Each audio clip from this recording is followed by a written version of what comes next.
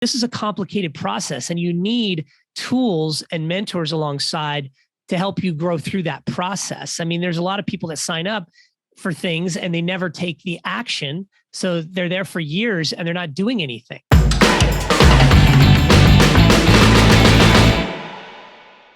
We make changes in our life a lot of times by traumatic events that have happened. Like, for example, you talked about, something that could have happened that could have wiped you out. Well, it didn't, okay?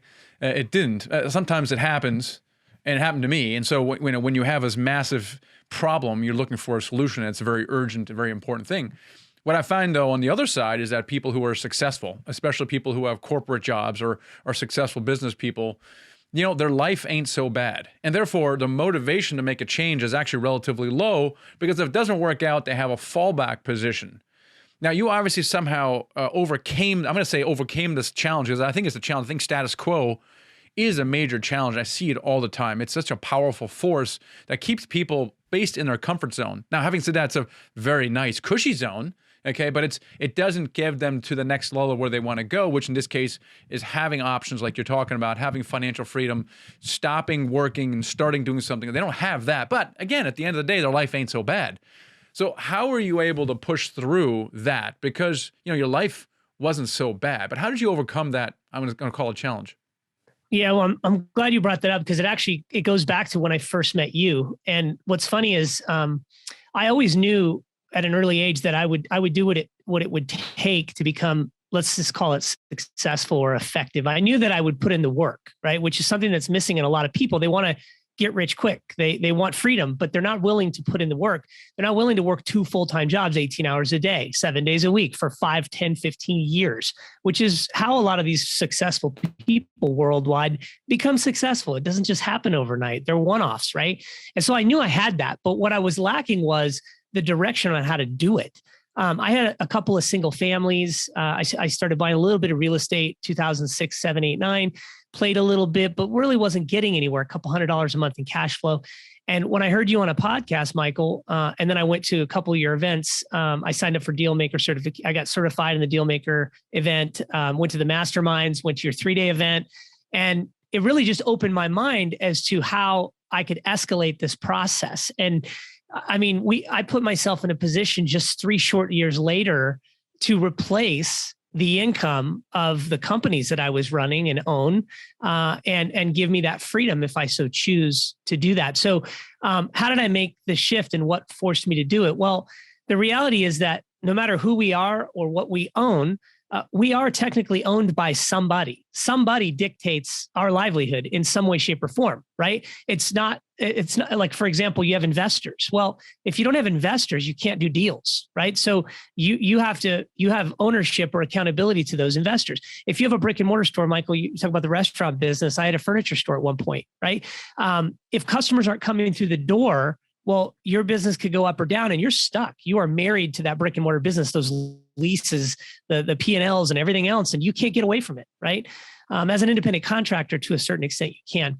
But what forced me to make the shift was I had a kind of a scare a while back as an independent sales rep from a corporate manager who we just kind of rubbed each other the wrong way. And there was a little bit of fear instilled in me that perhaps I could lose my contract as a result of this relationship. Now, no matter how many awards I had won, no matter how hard I worked and the time I put in, it didn't matter. That there was someone above me that could literally change my future as a result of a simple decision that they had the control to make. And that scared the hell out of me, to be honest with you. I thought, wait a minute, I'm doing everything right. I'm grinding, I'm hustling, I'm putting the work, I'm winning the awards, I'm doing everything. And you mean to tell me that this person could literally make a decision to take me out of that zone? That's crazy to me. And that created enough fear in me to make me realize that I had to pave my own way. I had to create my own destiny. And the only way to do that was that passive cash flow. When I met you, it all came together because I thought, okay, now this person's giving me that vehicle to do that. And it's through the scaling of multifamily assets, right? So the question was, who do I hire, i.e., let's say mentor program, to put bumpers on me to protect me so I don't make any major mistakes, because I already have the work ethic. And when I put those two together, it was a matter of time before I literally created that financial freedom. And I'm there today. I could retire. I don't want to. I love the business and we're growing like crazy and we're bringing on team members. But that was sort of the fear in me, was someone else could control my destiny and I wanted control of my destiny. And that's why I made the shift. Yeah. So I think that so many people, they're like, I'm going to play it safe. I'm going to get a job. And I love what you just said, because to me, it's riskier. That's a riskier option because of the reason you just said. Someone can say, hey, you're fired tomorrow, and then you don't have a paycheck coming in, versus, you can rely on your own skill and expertise and drive to really propel yourself forward on your own. And so I don't think everybody looks at it that way. The safe option to me is the riskiest. So I love that you said that. So, so then you got into a place where you're like, listen, this is where I want to go. And what did that discovery period look like for you? Was it just like, oh, there's Michael and click, here it is? Or what did you have to kind of go through to get to where you're at now? Yeah, well, I think the first thing is, and again, this is a common phrase, but it's like you really have to overcome fear. And I did that at a very early age through a lot of just challenges growing up. So I was never fearful. When we were at our event and Michael was talking about, I want some goals, and I was throwing out goals, he actually said to me, man, those are crazy, audacious goals. I'm like, yeah, but that's how I roll. Like if I don't throw those crazy goals out, well, then I'm never going to get even close, right? Why would I throw goals out I could reach? Right. So I kind of had that mindset early on, was how do you put the goals way outside of reach so that you just keep grinding and hustling and pushing to get to that point? And I think the shift was when I went there and realized, and it was a 3-day event, particularly when I went and we deep dove into a deal that really got me thinking, okay, wait a minute. I understand these numbers. I understand this process. This is just systems and processes.